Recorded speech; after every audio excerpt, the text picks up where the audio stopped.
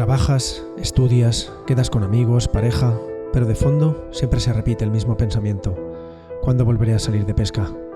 Entonces, recuerdas cada kilómetro, cada camino, todos los lagos y ríos, un salto, una burbuja, un lance, irte a la cama confiando en tu postura y... Te ves en medio de la noche corriendo por la orilla guiado por la luz de tu alarma. El carrete girando. Si sientes esta pasión, la libertad cada vez que vas de pesca, si has abrazado a un compañero en la orilla, si amas la naturaleza, si el carfishing te hace sentir vivo, bienvenidas y bienvenidos. Esto es el podcast de Spanish Carpers.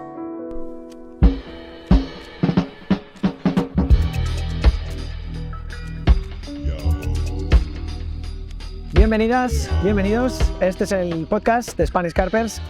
Como veis, hoy no estamos en el estudio, estamos en un lugar bastante diferente, estamos en la orilla y bueno, hemos decidido hacerlo así porque tenemos un invitado bastante especial.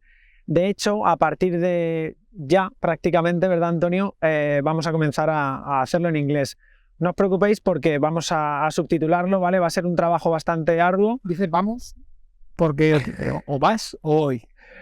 Bueno, esto es una cosa que todavía no hemos hablado. Yo creo que... Lo podemos hablar aquí, ahora mismo. Lo podemos hablar aquí, lo vamos a hablar aquí. Yo creo que yo me puedo encargar de los subtítulos. Vale, bien. Y tú de la edición. Como siempre, perfecto. ¿Te parece bien? As always. Okay. So we're going to start talking. And first of all, we're going to welcome Guy, who's here with us. How are you, Guy? I'm feeling really good. I'm in Spain. What should I say? Like 2 days ago was... Which camera should I look like? This? Yeah, both. Try to both. Around all the time. I know. 2 days ago I was still in Denmark. We had 5 degrees. Oh, kind of rainy, foggy. So I really love Spain because of the weather already. Okay. And yeah, I'm just feeling happy to be here. Yeah, it's not as sunny as you expected, or is it? Denmark? No, I mean here right now. It's quite windy too. You know, what you call winter, we call summer. Okay. That's kind of the thing. You know, anymore, like it's freezing. It's freezing. It's so cold in Spain. I came here, I was like, this is summer. This is literally home. So I'm not complaining at all. Yeah, well, we must say also that this spring is too hot for us. I mean, it is changing a lot, but it is too hot. I mean, in my opinion, this shouldn't be like that. It's too hot for the spring. I don't know how the summer is going to be, but it is going to be crazy. Well, I just heard that the level of the lake is quite low, and they really need some rain right now. Too low, yeah. I'm really worried about where the fish are gonna spawn. You know, because we were in that part where the lake is quite shallow, and I don't know where they're gonna spawn. They need some low water, but those shallow areas where they can do their things. You know. Yeah. And they're gonna and they're gonna be in trouble, I think. But yeah, I think most of Spanish anglers doesn't know you. So how would you define yourself? Find myself. Yeah, as an angler, if you want, or as an individual. Okay. I think I'm kind of living 2 different lives. On the one side, I have this angling life, where I just go fishing, do videos, and be on social media. Just like a whole world that I built up the last years. And on the other side, I have my private life. I go studying. I'm right now doing my master's, and I do have to do a lot there as well. And also my social media in terms of fishing, it's not connected to my real name as such. It's connected to Fauna Carp. The reason behind it is because I didn't want to mix my private and my fishing life. And can you really get that? I mean, can you feel that balance? Like I just finish my fishing, switch off, be alive. Can you do that? It's kind of... I can. Yeah. You know, sometimes I'm just having my dinner, or I'm sorry, but I'm gonna say I'm with my girlfriend, and I'm thinking like tomorrow I'm gonna be fishing. Fish are gonna be in this way. The sun is hitting this way. Can you just separate them? Not completely. I try. I have to admit that, for example, when I go to I also have a girlfriend, so when we go on vacation, I see like some lake. I always take like at least 15 minutes just to walk around and be like, let's just walk around. It's a beautiful lake. Like, we will just have a nice time there. Just like one eye there. You're traveling with your girlfriend, you see water, you go slowly with the car. Yeah. Just look. Like we start looking for fish. Yeah. We all do. So I try to separate it, but obviously there's some overlapping in it. Yeah. And of course, we're speaking in English. You can speak English. You can speak French. Yeah. You can speak German. Yes. But where are you from? Well, I'm from Luxembourg, so I Okay. can also speak Luxembourgish. Luxembourgers. Yes, many people. It's a language. people. You were gonna say that, right? Yeah, I want to say it. So many people don't know that Luxembourg exists. Some people don't know that. It is a country, okay, Yeah, first of all. please. But yeah, so I do have a language as well. It's kind of a mixture between lots. It does have some proper words, but it also lots of German in it. And Okay. I don't want to say Dutch, but some people say it sounds like Dutch. Okay, but can a German person understand it? I Or come from Saarland, like that's quite close to Luxembourg's border. I would say they can understand a few words and make up in their mind how or what it's at. yeah, But okay. they will not understand it completely. Okay. Yeah, but I mean, for French and German, it's kind of practical if I go somewhere fishing. Like if I go to France, if I speak French, it's nice to just speak with the locals about Yeah. what are the rules are, what can I do, and what did you catch? Yeah, Where did you Key catch it? aspect. Yes. key aspect. And on the other side with the German, it's the same thing. If I go to Germany, I can also ask. Yeah, it happened to me. You know, I was in France and I tried to start a conversation in English, and they were like, "Bye bye." At first, like, "Hello, how are you? How's fishing going?" And they were like, "No, English, no English." Yeah, But just like that, you were with me, and you remember? it is hard. I mean, especially the older ones, they didn't learn English, so they don't even know what to say, Yeah. and they don't want to be rude, I guess. Right here in Spain. Imagine fishing in, I don't know, Guadiana's River or Orellana, English coming to a typical Spanish man, Yeah. 45 years old. Maybe he knows English perfectly. I'm just joking. But as you can imagine, the situation. Yeah, that'd be terrible. Yeah. That'd be terrible. But you said, yeah, you're from Luxembourg. You've been living in Luxembourg for since, I don't know, you started in Luxembourg, right? Or no? I've been living in Luxembourg until I was 18, 19 years old. Okay. So I did my high school there. Then when I started my bachelor's, I moved to Germany, in Freiburg. So I stayed there for 3 years. Then I was for a semester's like 6 months. I was in Helsinki, Finland. Okay. I moved back to Germany. Finland, right? Yeah. Ooh. And then from there, I moved to Copenhagen, where I live right now and study my master's. Okay, what about Denmark? I was there once. Oh, really? Yeah, but it was so cold. It is cold. Trust me, it was so cold. And all I did was just walking around. We hired some bicycles, and of course we went to the private place, you know, the forbidden place, the lawless place. You know what I'm talking about? Christiania. Christiania. Exactly. Yeah. That's all we did. And there was a lake there. I remember there was a lake at the bottom. There's And we were lapping. No, Didn't you have video in that? no. I filmed in Vienna too. No, but I was in Copenhagen with another friend. How did you find it? Well, it's a beautiful city, but you're really different. Start with the positives. Okay. It's a beautiful city. No, but you do have a difference between winter and summer in terms of, maybe you have heard about it, this study that says Danish people are the happiest ones in the world. Are they? Yeah, like a lot of studies say it, and they're like, oh, Denmark, I think even this year is the happiest one again. Really? I read it, I'm like, I agree, only in summer. In winter, at all. Like, Okay. it's just so, Extreme temperatures. yeah, it's temperature, it's dark. They really try to make the best out of it. Like, they have this hygge, they really go into cozy modes, but still, Okay. it's still too cold. But apart from that, I really love it. They have a lot of activities happening, a lot of events. A lot of like students are there. Okay. So So it's easy to socialize too. yeah, I actually have a lot of Spanish friends. Really? Yeah, a lot of Spanish people. No. We were speaking about the Danish. I mean, I know it is very easy to socialize with Spanish ones, but what about the Danish ones? The Danish people, they are more reserved, I would say. Yeah. But still, like if you Yeah, let's say You need to get the confidence, and then from that Say like point, you start the you go for a relation. few beers and then you can talk. That's the easiest way to do it. Yeah. Okay. Yeah, that's worldwide. Yes. that's one way. Yeah. Oh, we got another guest in the podcast. Yeah. Oh yeah, there he is, the one and only Larryson. Yeah. You can socialize with him very easy. Of You know? course. Yeah.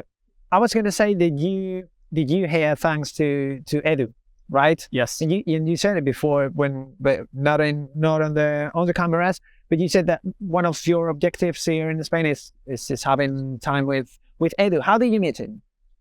Oh, how did I meet Edu? So you must know that Edu, he studied in Trier. That's in Germany. Yes, it It's is. really close to Luxembourg's border. And it Okay. was like, I think it was like 2 years ago. I knew from, like on Instagram, we followed each other. Or I followed him at least. I hope he followed me back. That actually. I think so. But so at the beginning, I was just like seeing that he was studying in Trier and was in Trier, and I knew him that he was a great carp fisher, and he shared the same passion I do. And so what I did was, when I was in Luxembourg and had some free time, I was like, why not just contact him? So I was just writing him on Instagram, or I think commenting the story. It's like, hey, like I live in Luxembourg, we're really close to each other. Should we do something together? Nice. And just like, yeah, it sounds great. Like, what should we do? So it took a few weeks, but then we ended up meeting in May. Uh-huh. That was now, 2 years ago. Was it like a carp eating or something It like was that? fishing, obviously. We'll not go for beer. Yeah. Each other, we'll go for something, at least it has. And so what we did, I picked him up in Germany, in Trier, and we went to Luxembourg. Okay. There is a really, really beautiful lake. Okay. I actually haven't mentioned it somewhere because I don't want to talk about it that much. I just have a few pictures and videos, but no one knows. I think I'm going to ask you later about it a little bit. You can. Just a little bit, okay? You just can describe the landscape and everything. Yes. Don't say the name or the carps or whatever, Yeah. because we've got to respect it. But I was going to ask you about the social media thing, because you said that you contact him on the social media. Yeah. But and here in Spain, I feel like we've got loads of noise and bad relationships, talking on our shoulders. What's your thing about? Because from that point you've built a relationship. You've been here twice. Yeah. So what's I think, your mind on it?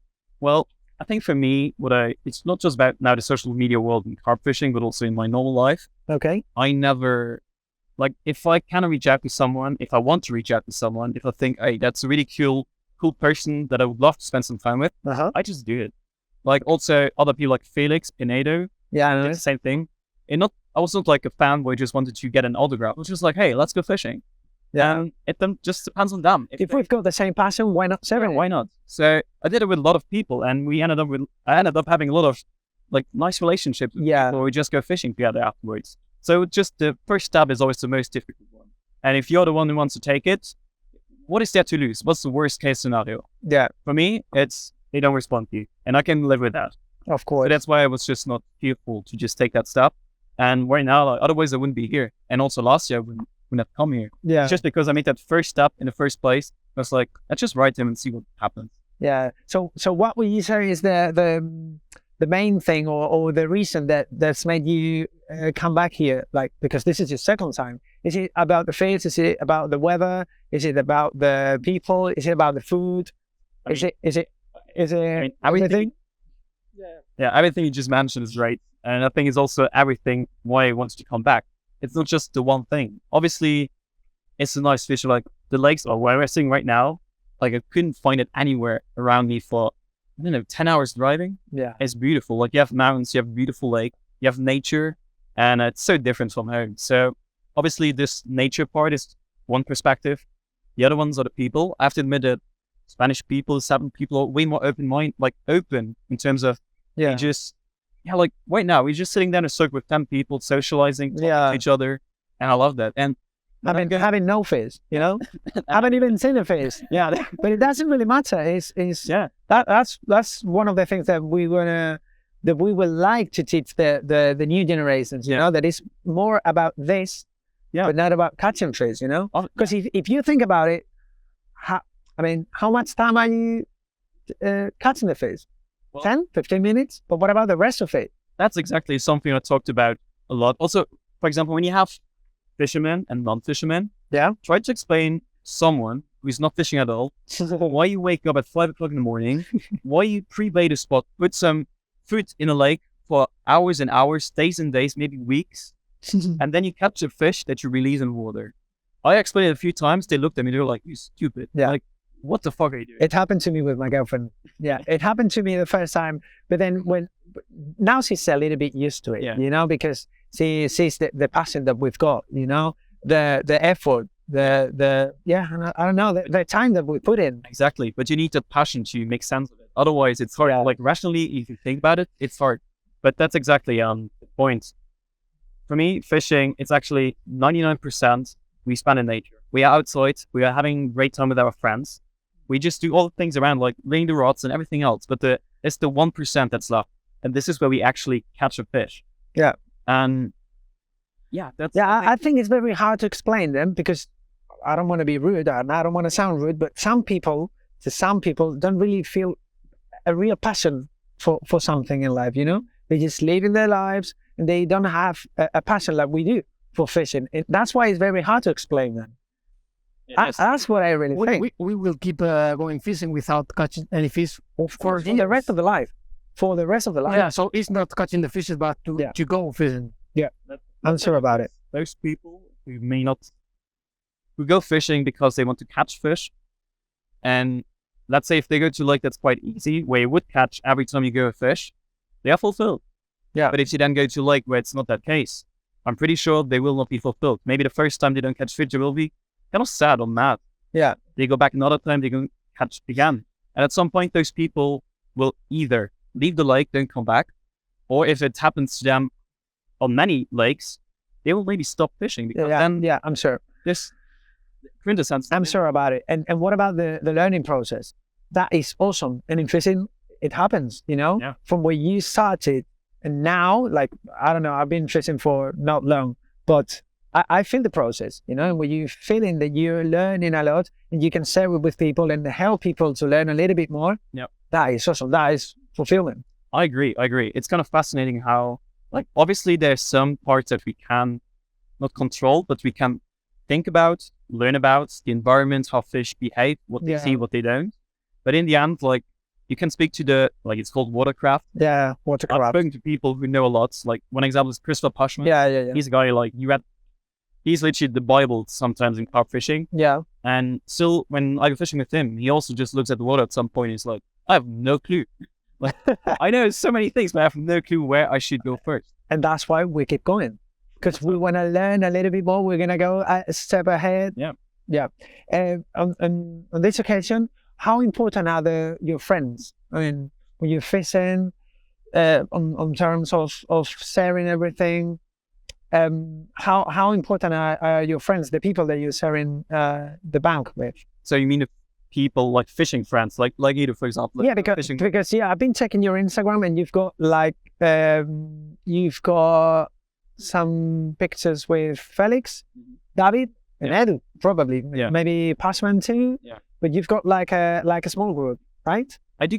Yeah, I do have a small group, but it's not that I've been fishing with more people than that. But it's more that, let's say, for example, I also go fishing with friends that like to go fishing, but it's not a passion as such. So sometimes when I say, hey, I go fishing, they're like, oh, can I join just to like be outside with you? I say, yes, of course. In the end, like if I take pictures or something that goes on social media, usually like I don't have to be in that picture. Like I'm happy to be here, but I don't have to be part of that.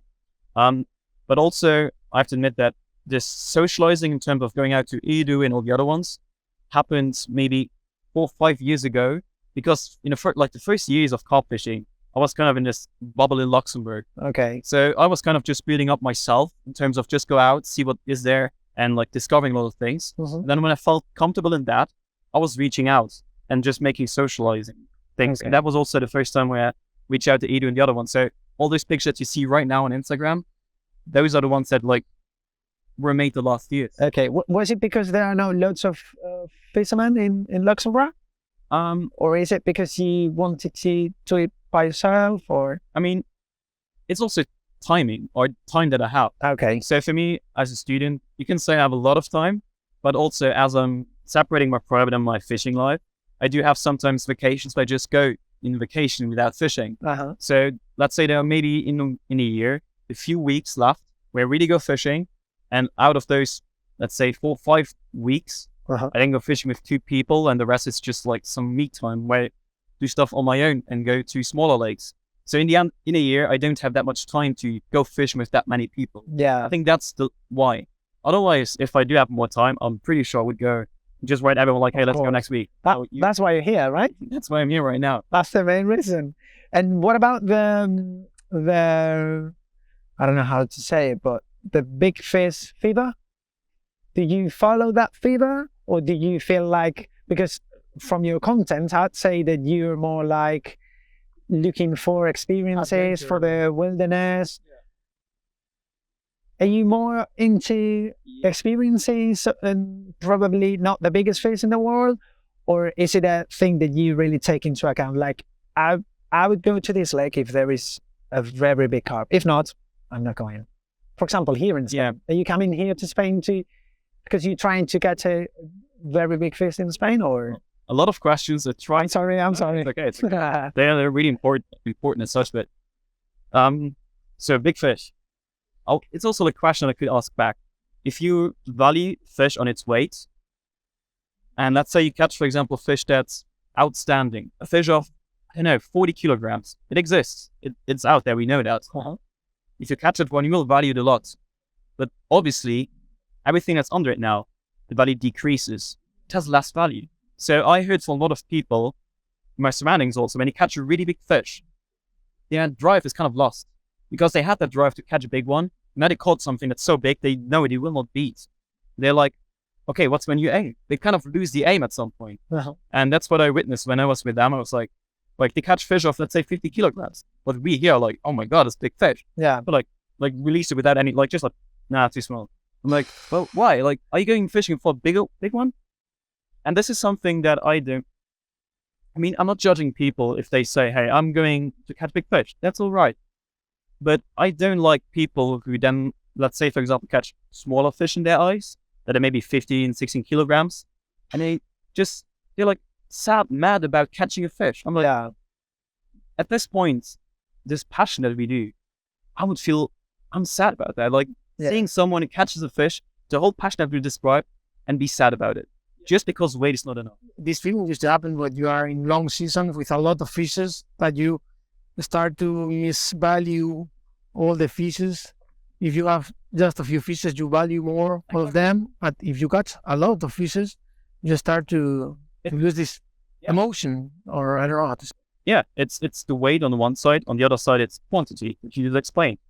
And I remember a session I had as well where I was on a smaller lake, like I knew quite well, and I came in the afternoon. I wanted to stay until the next day. I started fishing, and the conditions were really good.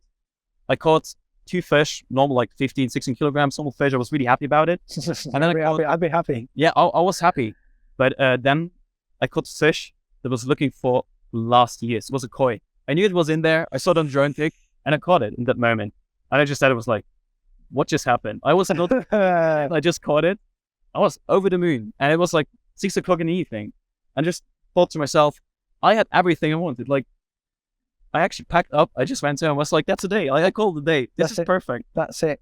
So I think that you then not looking for the biggest carp in the world, but you looking for challenges, right? Yes. So that's another question that you already kind of asked me with the adventures. So because I'm not setting my aim at a weight, I'm not setting my aim at a quantity. Okay. I'm setting my aim at what adventure can beat the other one. Okay. And that's something that is kind of, because each adventure is so individual, I can always beat it in some sense. Obviously, I can also make it there's one thing where I just went with a kayak to Sever France for 1 week on a river. We will speak Great about adventure. But then you can say, how can you beat that? And let's say, now I'm in Spain.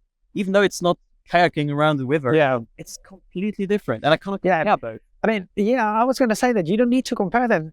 The one doesn't need to beat the other one. Exactly. It's just different experiences. That's the thing. I will never beat it because it's uncomparable. And that's what I mean. This aim that I have, I think I will never get satisfied with not satisfied. I will never get another bit. Yeah. So I can just go on and on and on, and every adventure will just be nicer and better. And it's so nice. That's for me why I feel fulfilled when I go fishing. Yeah. And where do you think this feeling come from, or this adventurous style life comes from? Lifestyle, sorry. Oh, that's okay. Adventurous lifestyle come from. Where do you think that should come from? You can repeat one more time then. Like that. I mean, that's a good question. So, kind of asked that myself. When I grew up, I was always really into nature. When I had a television at home, I was always watching National Geographic and Discovery Channel. Okay. So I was getting all this nature input, and also lived in a village in the middle of nowhere. So I actually spent most of my days in the forest. I was just building small huts and walking around and doing stuff in nature. So that was my youth until I went to high school and actually went to a city. Before that, I was just in nature. So this is maybe where this connection with nature came from. And then afterwards, when how I got into fishing is my dad was a fisherman, my grandfather as well. Okay. And he took me fishing. So this was where I connected both, fishing and nature. First, it was usually at the smaller lakes with my dad. Then he took me to France into like 2 rivers. That was actually really nice. It was more natural, bigger, and the adventure kind of started. Like the adventurous feeling started happening. And when I was 17 years old, I think I didn't have a car yet, but I felt more independent. So I just asked my parents to drop me off somewhere in the middle of nowhere with all my stuff and leave me there for a week. And they did it. Really? So this was how old were you? At that 17. Time? 17. Yeah. And before it was just I went to smaller lakes. Yeah, I'm sorry, but we've talked about it before, like the importance of parent support. Yeah. You know, when you are that age, they're supporting you, and you started fishing or taking it and really trusting into you, and to let you in this situation. Yeah. I mean, there are always some risk connected to it, but I mean, if you, let's say for example, I'm going fishing with the boat, my mom would feel safe if I have like a vest with me, and she knows, okay, if it goes on water, he has that. That's fine. Also, there are some parts where I went fishing, there was no connection at all.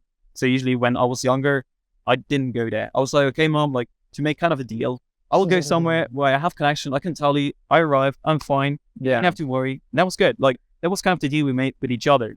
So usually through those small steps and just making her safe and myself also, it worked. And they just trusted me on that. Yeah. So at that time, you planned all of your trips very well. But what about now?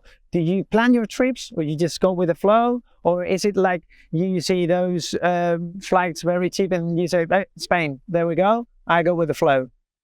Do you even plan? I mean, you've got to plan something. Yeah, planning is kind of good. But also, so many times I planned something, I was there, and just like, the first step of the plan already like not done. For example, I came to lake and it was full of carp anglers, and I didn't know that before. Yeah. I was like, well, I need a plan B. And I went to plan B and there was no water in it. So it's like, I need a plan C. Oh, dang. And just kept on going. So I'm not planning the one thing. I'm not planning the specific environment that I'm in. I'm more planning A, B, C, D, all the options that I have. Okay. That's what I'm doing. But because I'm... No, continue. Okay. Sorry. So just... So because I'm just playing all the options, I cannot go into specific things. For example, there's a lake where I need a boat, I need like the specific type of fishing. Okay. There's another lake where it's just like casting. So there are so many things and I cannot take everything in my car. So it's kind of this middle ground where I go. It's kind of a freestyle thing that I do, just adapting to what happens. And on this side, a bit of planning in terms of what I take with me, like how can I compact it as much as possible. For example, the more compact you go in terms of small tackle, the more flexible you are. Yeah, you can move. And the other way around doesn't work. So if you take as much as possible, you are kind of really limited to certain things. Yeah, we spoke about it with Edu. You feel sometimes like the people that you're fishing with, can limit yourself to? Would you live into myself? Like me, understand me? No. When you're fishing, and for example, you want to move. Yeah.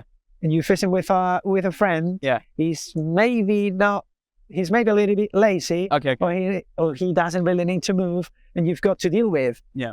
Have you felt that before, or do you just? Well, yes, I had those situations before, and then it really depends. Like sometimes, friends, you just know that they're a bit lazy, but if you poke them a bit, they will come with you. So now I'm just like, okay. Or I try to deliver some proof. So what I did one time was a big bay. I could see the fish jumping, but me and another guy, we were kind of far away from it. I was like, let's move there. I was like, it's a lot of work, like to really go down the bay. And I was like, yeah, I understand. Like, it's okay. So what I did, I said to him, I'll go now. Like, it was about midday. It's like, I'll go for a few hours there, take a wallet with me and stalk a bit. The hat one. So I went there, I stalked, and I caught a fish. So like, I was like, and then he was convinced. So I went back and forth, like, look, I caught that one in the bay. And he was like, okay, we're moving. Yeah. So just deliver some proof. But I mean, if the other person doesn't want it at all, then I kind of have to wait. I'm like on one side, let's say, for example, if you would split up in a big adventure, maybe it's not worth it to just make that split now, because also the relationship that you have with the other one, the fun that you have. And so I'm just like, maybe it's better to just stay now here, take that. Yeah. Okay. So have you experienced it before, like that necessity of a split up? Sometimes necessity in terms of practicality. Let's say, for example, you have 2 spots, you're in a really big lake, you have two different spots there. Like you both look really confident. Okay. I mean, don't know where the fish are. And Okay. then we usually you spend the first night. so each one one in. goes into one spot, fish, and then the other day you call each other and you're like, did you call something? No? Did you? Yes. Okay, we go there. Wait. Yeah, you're That's coming how it with works. me. Okay. Sí, that was one. Yeah. Sí, sí, sí, sí. Sí, sí, sí. Buena. Bring that camera if it works. Yeah, I did it. Okay. Thank you, brother. Thank you. Thank you, brother.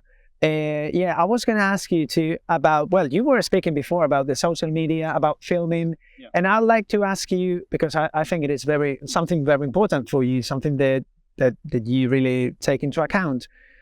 How do you deal with this balance between filming and fishing? Doesn't filming sometimes take you out of fishing? Like, I'm fishing, but at the same time, I've got to film this. Maybe for the people, it is important to present this professional or this artist part of yourself, because maybe people doesn't know. I can explain a bit. Yeah. Yeah, hang on. So, well, there's also a whole story for itself. Go on. Photography. I don't study it. I never learned it. I just kind of learned it by myself on YouTube. Yeah. That was when I was 16 years old. There was like a German fishing channel. They asked everyone in like young people to just make a video and send it in.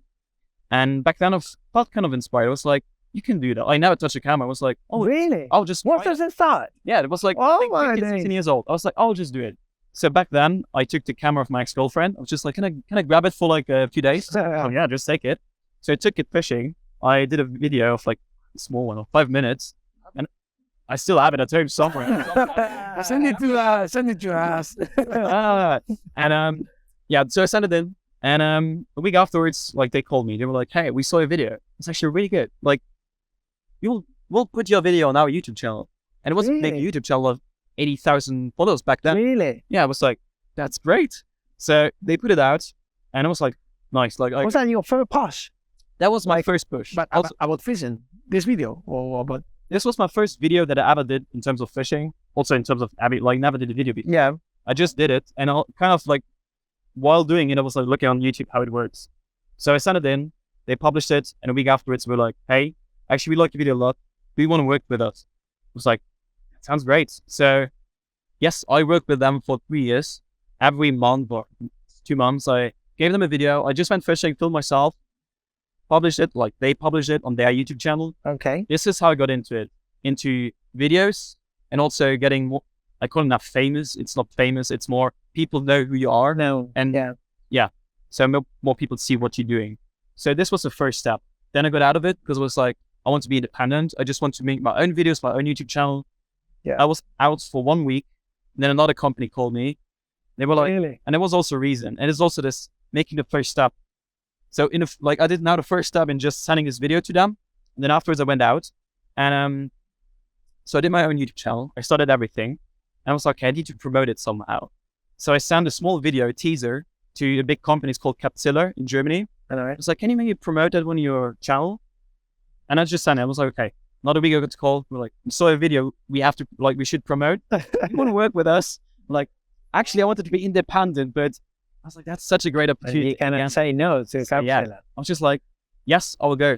So for another 3 years, I was working with them. Like, and this was really the time where I developed my videography, because I had someone who taught me actually how it works here at Capzilla, and I got a lot of And input. specifically in fishing, right? Yes, exactly. And this Which was is like, so nice. I learned a lot there. I love this breaking the ice. Same with making friends abroad. You were talking before. Now you're breaking the ice through looking to I don't know, a lovely job.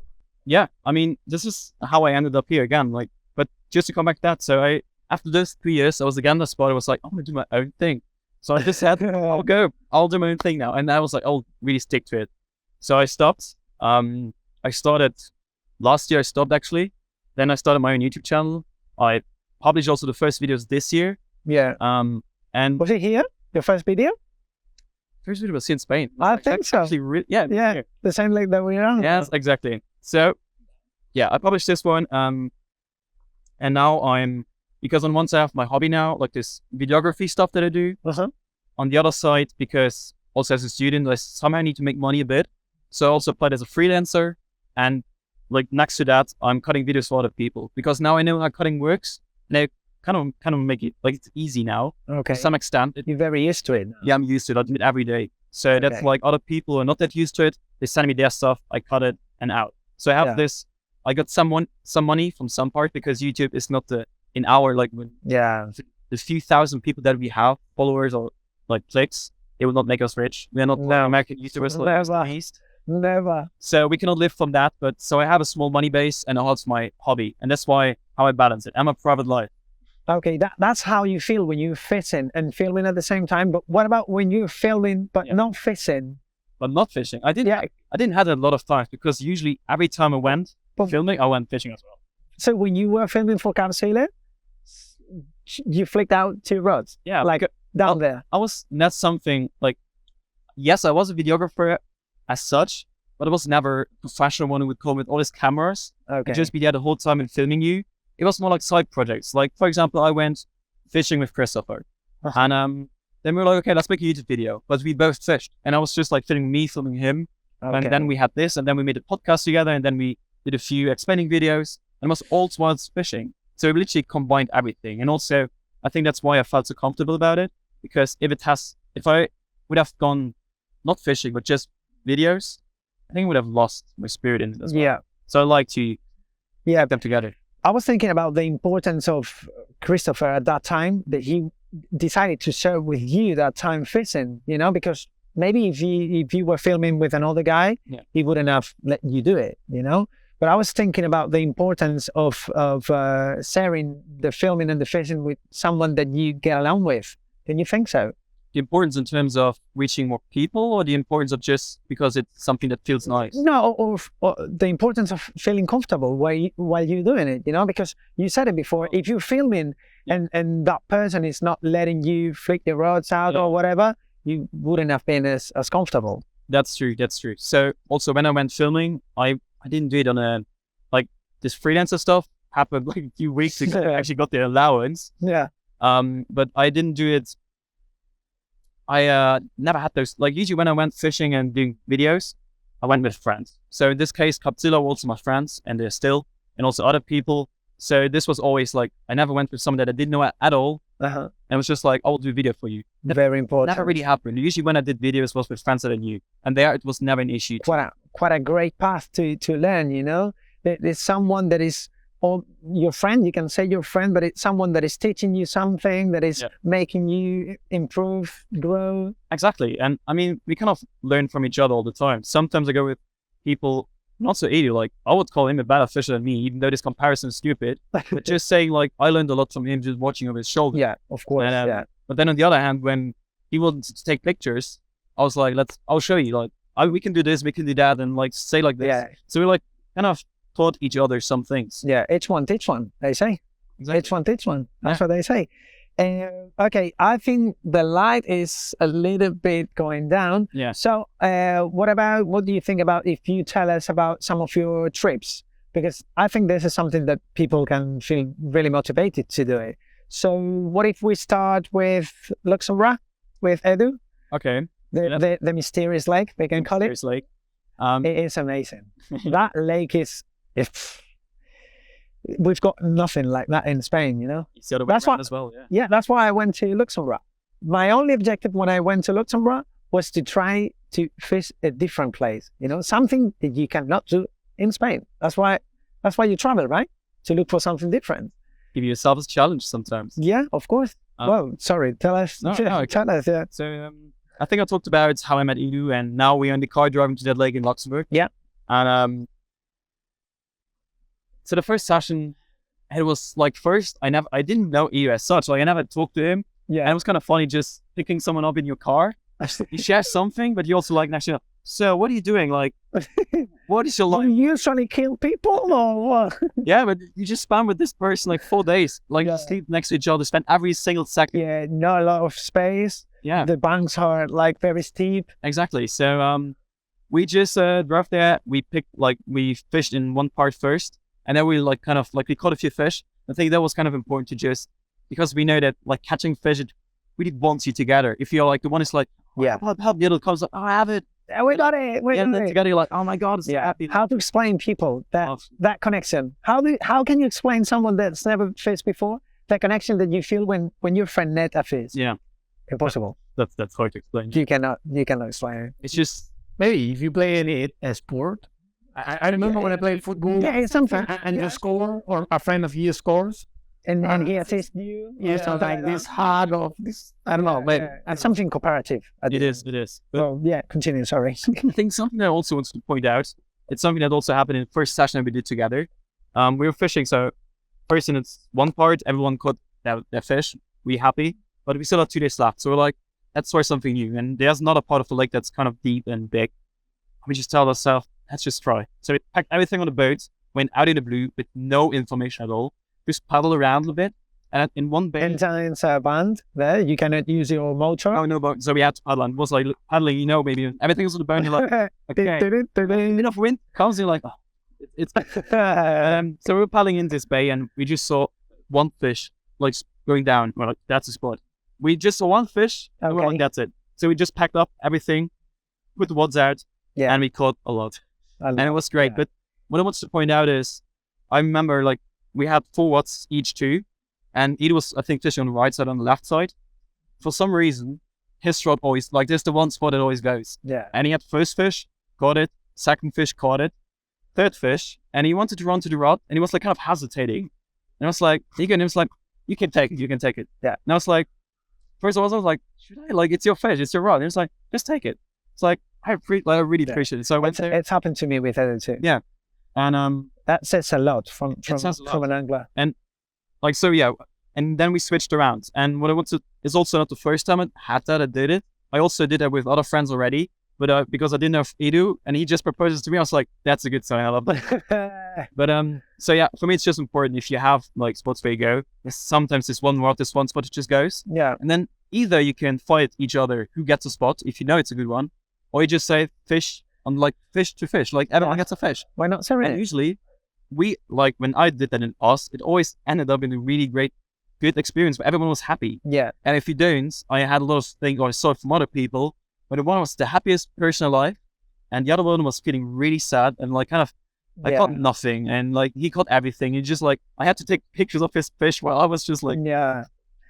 Yeah, it's happened to me before, and there were 2 guys here, Nenu and Juan, and they were speaking about it, and they're always sharing the bites. Yeah. Always. Even if they're in the hardest place, they're sharing the bites. And I think this is a big value, that the kids can learn. Yeah, that is amazing. Why not? Share the happiness that you have, or share the spirit and passion that you're just doing while fishing. Yeah. What about the south of France? You've made some trips. I thought you did one of them alone, but no. I was right? You told me before. Well, alone? No, I don't. Not as far as I know, at least. I went a few times, a lot of times actually to France. I live quite close to the border, so I go a lot to it. South France, I was a few times doing a road trip. Okay. Where I just fished at different lakes. Yeah, like, you mean like how it was actually? Yeah, or I was asking you about how was it, and why did you decide to go there? What were you looking for? I actually didn't even know what I was looking for. I just went there without having this maybe one fish, without having this one target of river or lake. I was just like, I knew South France. I went there on vacation. I knew it's a really nice region, beautiful weather, and beautiful, like, good food. So it's just like, why not go to South France? And I knew there were good fish as well. Like, it was like, you see pictures online of Saint-Cassien, the lake. Yeah. Just like, why not go there? So me and my friend, we just drove down with the car, and we like made lake, like from one lake to another. And we just stayed there for 2 days, each lake, maybe 1 day. Was it David? Yeah, David in this case. And this is also something that's so different from, like, there's some people who go to, like, they sit there for a week, they take time, they analyze everything, try to understand it, and move and do everything. That's the one time of fishing. The other one, what I do this road trips, because we just want to experience as much as possible. Yeah, you wanted to visit as much lakes or venues as possible. So we come there, we tackle up in the afternoon, we fish a night. The next morning is already like, let's go. Like, I have to say something like, I would have liked to just stay here for a day, but it's just like, there's not adventure. The next lake is coming and new things. But yeah, I think sometimes it's like the golden balance. So after a road trip, I'm happy to just stay at the lake for a week again or a few days. Okay. It's like, yeah. Yeah, but you said before, but I think not on cameras, but you don't really like that bait and weights approach, right? Do you? Well, the bait and weight approach, like just baiting up a spot, there are a few things to it. It's not that I don't do it. I know a lot of people who do it, and it can be really effectful in some lakes. Yeah. It's the best thing you can do because, let's say, the lake has no structure at all. You have a lot of fish in it, and you just want to stop them. No, let's say, really nice bait where fish are holding up and you don't know where they are. Just you can attract them with your bait. That's logical. But when I'm fishing, I for once just do those road trips where I drive around. They are 10 hours away from me, so I have no point in baiting up something. Also, around my home where I fish on the smaller lakes, there are lakes that have a good stock, I would say. I don't need to bait up there. Like, I just go there, instant, I catch enough fish for me. I'm happy with the results that I get. And also, it's expensive. It is. If you want to use boilies, to me, I'm just like, I don't need to put in hundreds of euros to catch a few more fish. For me, it's just... Yeah. And I think it's a little bit more enjoyable, right? Going and looking for them and then try to think, well, if the fish are here, where are they going to be tomorrow? Or where are we going to fish? You never fish. bait and wait. Yeah, bait and wait. Never You never do like that. No, I tried this year and I quit. I stopped doing it, you know? I mean, it limits you, again, in terms of, if you bait a spot, let's say you bait up and you put in 200 euros of things you put in. Yeah. And then you're sitting on the spot, you're fishing. And during the day, like you fish maybe for 2 days, you catch not a lot, few fish. And then on the right side, you fish some fish jumping. That's exactly what happened to me. They're not on your spot. That is exactly what happened to me. me. You're sitting, you're like, I put 200 euros in that one. I don't want to leave that place. And the fish are over there. Exactly. Yeah, so that's what happened to me. It's a mental limit. I had a baiting area here, and on the way there, while I was driving, I was actually driving this road there, and I saw 1, 2, 3 fish jumping. Yeah. I didn't fish that day, and I went to the baiting area. Yeah. No fish. In the waiting area. But I'm keen the whole day. Next day I came here, 3 fish, and I was like, I'm just gonna stop the baiting area. Yeah. That's it. Fair enough.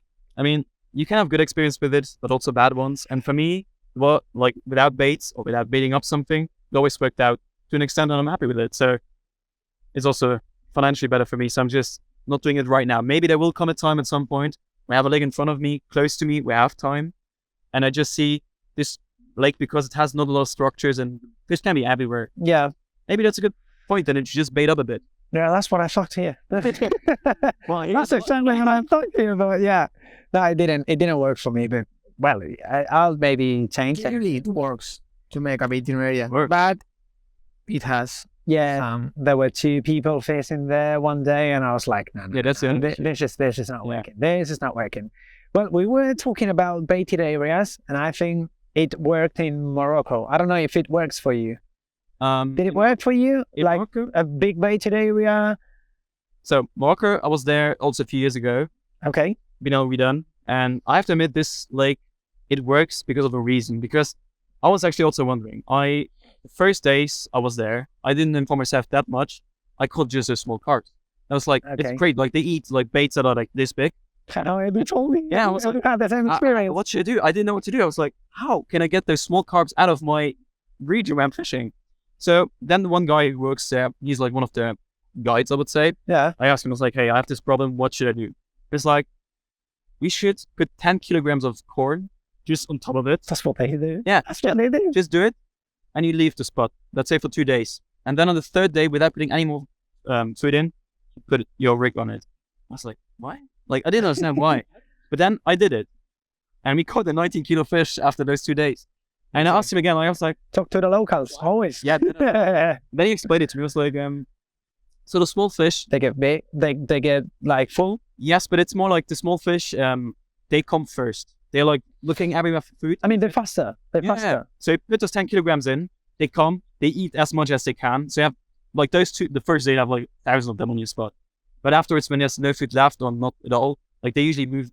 They spread out. Do you know that the bigger fish, usually there's like this habit that they kind of have. Some people say they come after this. They're like the ones who pick the rests They don't follow the small ones. They don't follow. They don't want to go into this whole troublemaking. They just want. They wait, but they know that something is happening because you know that like fish are feeding. You can hear it, like tiger nuts are cracking. Fish hear that, so they know that something is happening, but they also know that's way too much for me. And I have this thing: a bigger fish, they just come afterwards and pick the rest because they knew it was food.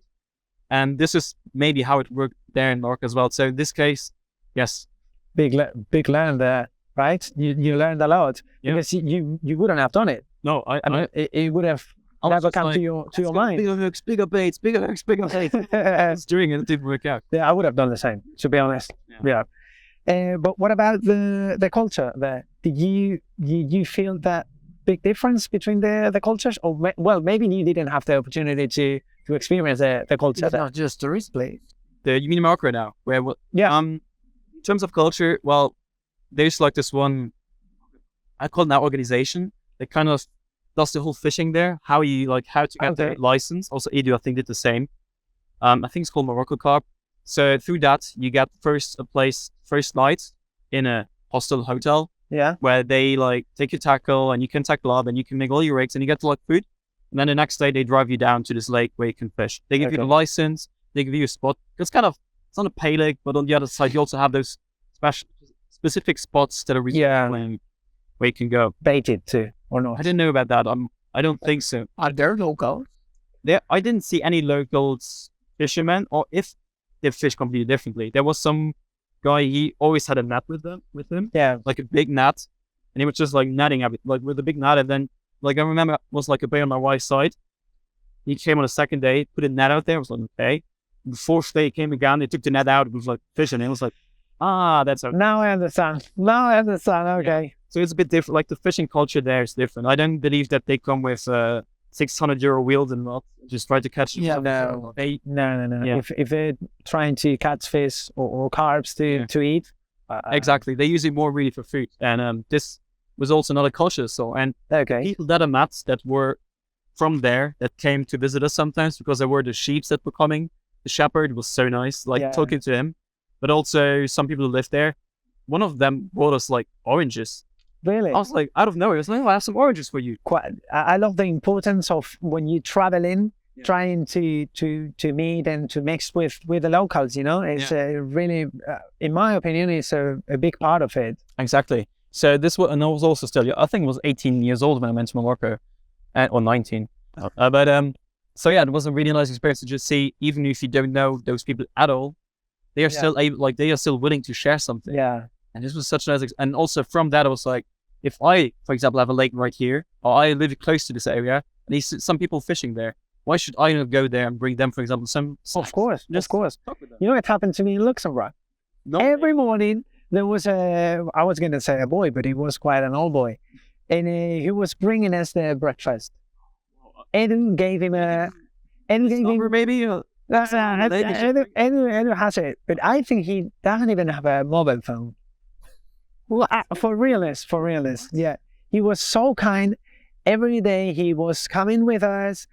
Did you catch any? I've got some pictures with carps and him. Show me. Yeah, and he was also teaching Ukrainian boys from the war that they were coming to Luxembourg, and he was taking them to the lake to teach them how to fish. What a nice experience, you know. That's why I was asking you about the people that you meet when you're traveling. Yeah. Very big point of any travel that you made. Yeah, but first, give me his number. I don't want to breakfast, but I admire. Heinz is his name. Okay, I admire that. This is really good person.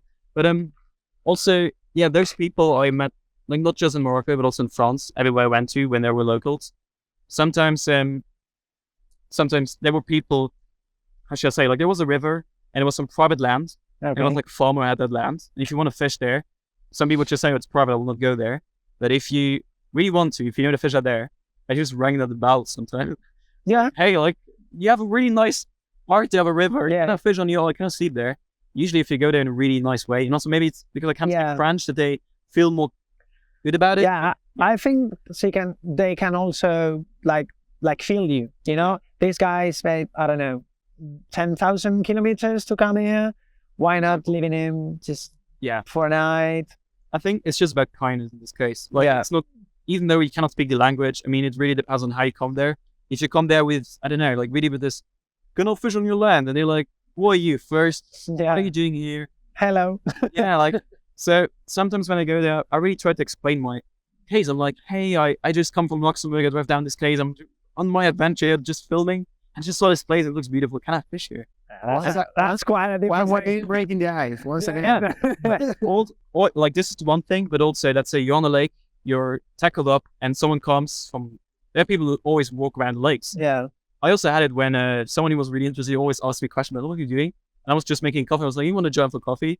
And they really appreciate that. And sometimes Great thought. they came back the next one with like breakfast, like with croissant or something. Exactly. So I think I never had an experience where I tried to be kind and I got like a really bad response. And if I would, for example, be kind and I would no response, just be, that's fine. Like, I will not change me because of that. Of course. I would say they want to know what they have in the lake too, you know? I think that people... It happens loads of times in south of France. It also happens. Like, what is this Spanish guy doing here? Yeah, they want to know. It's normal. They want to know. They want to talk to you. Yeah. I wanted to ask you also about the kayak thing, of course. Yeah. This is my favorite. I'm sorry, but this is my favorite. It's actually... I couldn't see. I couldn't watch the whole thing because it is in Carp. I could try to give you some extra. Please, thank you. Both. Please. And otherwise, I also have them, so I could. This is something I've never seen before, and this is something that click on me. Like, man, we can do everything we want. Everything that comes to your mind, you can do it. You can take a kayak, going down the river. I don't know how for how long, how many kilometers you did. Yeah, I don't know. Explain us about this experience. And I've got another question about this. I don't want to forget about it. Yeah. So I'm gonna ask you now. Okay. In this video, I think you can see the whole landscape, and it's quite a special place. Yeah. Did you get any bad words from the locals? Like, no, you just throw it off. So first, this kayak just didn't want to see you forget, you know? Yeah, no. The kayak thing, it was really something that's, I don't know if anyone has done it as such. And never filmed it before. Felt like David came up with that idea. Like, we were fishing in South France with like kayak. Big ups, David. Yes. And he was like, there's this river, we have to go there. And he talked about it, was like, how we have to go there. And someone was like, okay, show me what. And he was like showing us like, this looks great. So at this point we knew where we wanted to head on, but we didn't know how. So then we started looking into it, and because of my French again, I was just like calling them. I was like, hey, like for the kayak, I was everything. Like, we had to first make a camping. We had to get the kayak. We had to get the license. It was like a lot of stuff doing all the rules. But when I had that all together, we had green light. We went down there, and I have to say it's one of the best trips I've ever done in my life in terms of fishing. You just have to imagine you have this kayak. You just put like, you cannot take a lot with you. Like, nothing. It was a rig box like this big, and I took everything on it. And sometimes the kayak, like, we were lucky that we didn't like turned around. They would you would have lost everything. Yeah, they were like, you pay attention to this, like the turning around spot, theirs as well. Oh. And we actually put like straps around it so it couldn't fall off. Yeah. But I remember there was one morning we woke up and I looked, David's kayak was there, mine was not there. Oh no. I was like, did I put my kayak somewhere else? And it was gone. Or was it the flow? Yeah, it was gone. So I was just in the morning like without a kayak, and we're like, what? So what we did, and in the meantime, while this happened, David wanted to put his kayak on land, and he wrapped his whole nail with the kayak. So he was Oh no. And at this point, someone would say, fuck that, I would go home. That's it. We've had enough. So I was just like, no, we'll find it. So we walked down the whole coast, just like this river down. And at some point, I think it was like after 20 minutes, but David was like, no, it's done. We will not find a kayak. Yeah. We have to pay for it. This kayak with my paddle between two rocks in the middle of the river. Perfect. No, just waiting. In the middle. I was like, either it really happened or someone found it and put it there. Yeah. Absolutely perfect. So I was just like, taking the gap and it went on. But so all what we experienced there, you could just see carps swimming like really like next to you. I was like, but sometimes there were parts where I couldn't fish. Yeah, but I was like paddling. I just saw carps like left, right. What a place. Yeah. It wasn't that deep, is it? In parts it was deep, like for 3 meters, 4 meters. Okay. Bad. For others it wasn't deep at all. But like this is one idea. I would say this was like out of the box, something crazy, but happened and we did it. Another thing, it's not done yet. When I called Felix a few weeks ago, I was like, I have an idea. Do you actually want to get a donkey in Morocco? No way. Like everything on the donkey, like in small tack. Walk around with a donkey around Morocco. And he was like, this sounds like a great idea. You knew who you were calling, eh? Yeah, I do. Like, I have this crazy idea. Like, he's something. Waking up in the morning. What is my donkey? No. Yeah, this is something that I don't know if it will happen, but it's not mine. Oh, great. That was so nice. And what about the bad things? Or I actually had any? when I was on the river there were also a lot of tourists. So they watched us like, what are they doing? Like they never saw, for example, someone catching fish. Yeah. And I remember when one camping where we caught a lot of fish in front of all the people, and they were just like bathing there, and we were just catching a fish between them. They were so happy, like they were literally like interested. Like they came. We have pictures of like 5 kids or 2 people next to us with the fish. Used to happen. Yeah, It's always looking. Yeah, but not just kids, also like grown-ups were like just looking and trying to like, oh, wow. Tourists, all of them. Yeah, like they were Probably. really interested. And there was no bad comment for someone who was like, oh, Okay. like, we hate what you're doing. They were either really interested or they just didn't care. They were like, let them do whatever they want. Not even on social media or something like that? Nothing, no. Really? That is nice. That is very nice because, I mean, that experience, I couldn't watch it. I mean, the whole thing, but not yet. Not yet. But I saw your faces and David and those videos from the top and the river. The river itself is crazy. It is crazy. And well, we've been speaking about loads of adventures in the middle of nowhere, nature, birds, everything. And suddenly you went to Amsterdam with your bike. Oh, yeah. That's What about that? So that was also something. That was this bike tour in Amsterdam. Did you call Felix or Felix called you? I make the first step. I was riding him. I saw him, I think, at some point spoke a few times with him in social events where he was there, but also a lot of other people. But we never really connected as such. But then we had each other on Instagram, like the accounts. So it's just like asking him again, like, hey, Felix. He's from Germany too. So You're from Luxembourg, but Yeah. he's from Germany. He's from Germany, yes. So I just wrote him online and was like, hey, I have this idea to just go with our bike, because he wanted to do a bike tour back in the days, like a few years ago. Didn't happen because there was some problem. So I knew he was into this biking fishing, but I was like, let's just light up the fire again. So I was like, hey, Felix, I have time this summer, 1 week there and there. I was just like making sure, like where and when, that he's like, he knows at least what's happening. I was like, do you want to join? He was like, yep, this sounds really cool. So at this point, we called each other, we made the plan. He just picked me up in Luxembourg at some point in the summer. We put 2 bikes in this car and just for 1 week drove around Amsterdam, slept next to the red light district, fished in the middle of people, and caught out. He caught it. There was this night, he was at 3 a.m. still awake, jumping around because there were like mosquitoes everywhere. And he was really mad. He was like, this is too much. Like, he was like, yeah. And then in the morning, I was like still asleep, and he just shouted, Kai, come down. It's like, yeah. I came, he was like drilling a fish, and we got it into the net, we looked into it. It was this T-Rex of kennel fish. I don't know, we didn't weigh it. I think it was like, I don't know, 18 kilos. Yeah.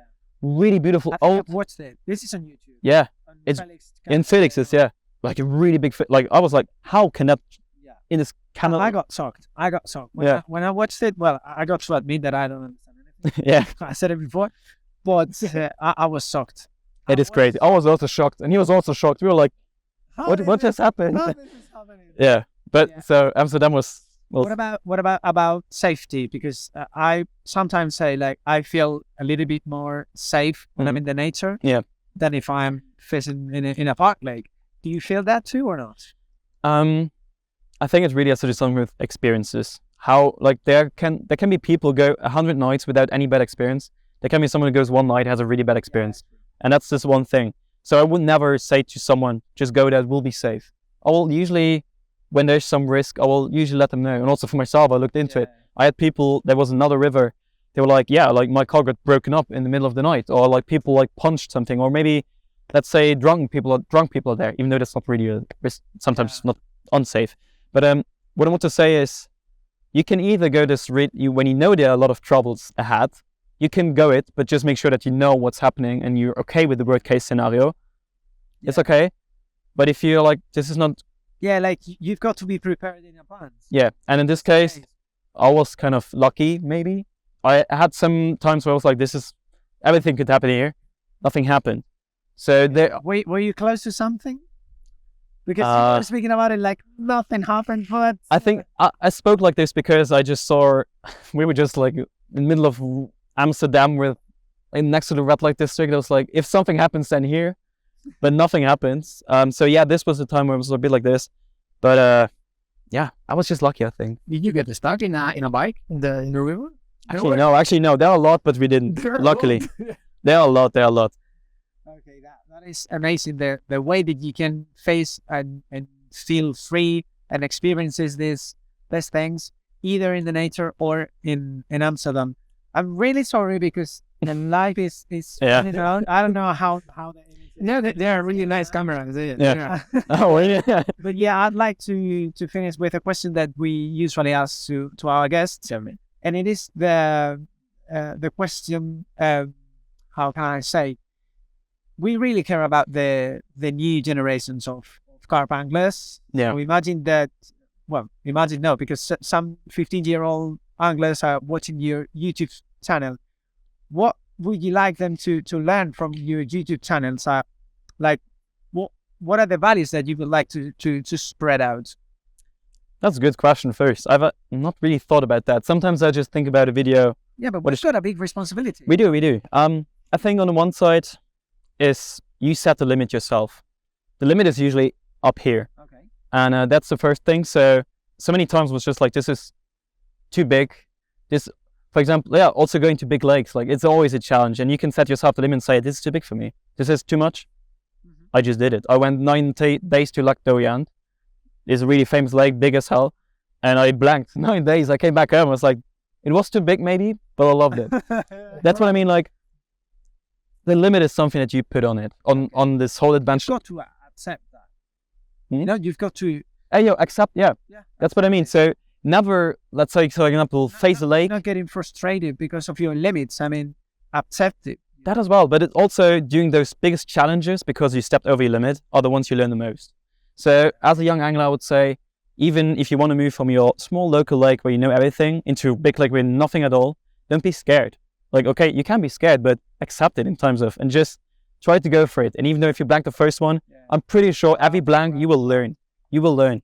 And this is how it works. And this is how we all made it. Yeah, okay. I think all in all, we've learned a lot from you, from your experiences. I think you're very motivated, and I feel that excitement. So I hope that those kids that are watching now can feel it, and they can set themselves on new big challenges. So thank you very much, guys. Thank you, Lee. Hey, thank you. Thanks for having me. It was a great time. And I thought you can catch one now. Oh, let's hope so. All the time. Well, Thank you. thank you. Thank you. Me conocen como el hip hop, the real dance grip. La cara de los jóvenes del país es el turro más pegado. What the fuck is this? Si tu número ha contado ñeri fo. Ya tú sabes como sabes. Sonando en los bares, you tiene bares. Que la avisen a los sellos para que se preparen. Porque la calle pide salsa. Comparsa. Un poco bien, un poco mal en la balanza. Millonario quiere comprar mi esperanza. Ni con 50 millones les alcanza. Te he repetido.